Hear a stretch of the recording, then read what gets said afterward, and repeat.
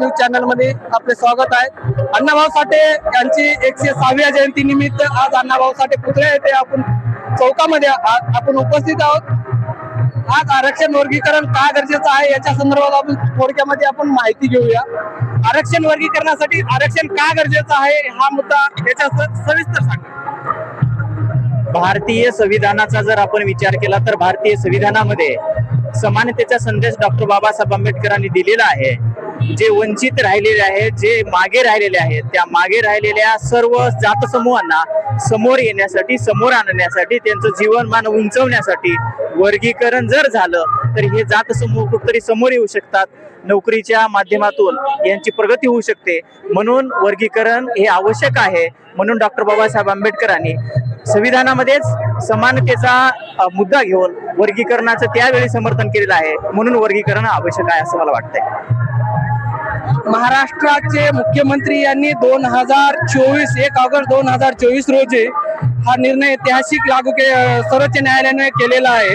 1 August 2026 रोजी महाराष्ट्राचे मुख्यमंत्री आरक्षण वर्गीकरणासाठी काय निर्णय देऊ शकतात याच्या संदर्भात तुम्ही काय सांगणार? खरं सांगायचं असेल तर हे भाजप सरकार जातीमध्ये तेढ निर्माण करण्याचं काम करत आहे। 2 वर्ष झालं सुप्रीम कोर्टाचा निर्णय येऊन आणि आजपर्यंत त्याची अंमलबजावणी झालेली नाही। जर मानसिकता असली असती, इच्छाशक्ती असली असती तर ते आतापर्यंत झालं असतं। मात्र हे इच्छाशक्ती नसलेलं सरकार आहे। 2 समाजामध्ये 3 समाजामध्ये जातीय तेढ निर्माण करण्याचं काम बीजेपी सरकार करते असा माझा थेट आरोप आहे। कारण हरियाणा सरकार आणि काल जन्माला आलेला तेलंगणा सरकार राज्य सुद्धा वर्गीकरणाचं अंमलबजावणी करत आहे, मात्र महाराष्ट्र करत नाही।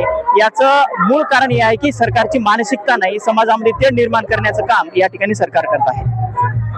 अनेक राज्यामध्ये आरक्षण वर्गीकरण लागू झालेलं आहे, फक्त महाराष्ट्रामध्ये का चालढकल करण्याचं काम सरकार करते?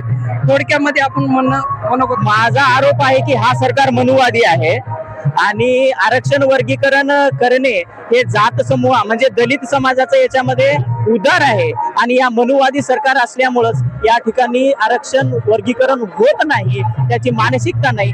फडणवीस अतिशय चालाकबाज आहेत।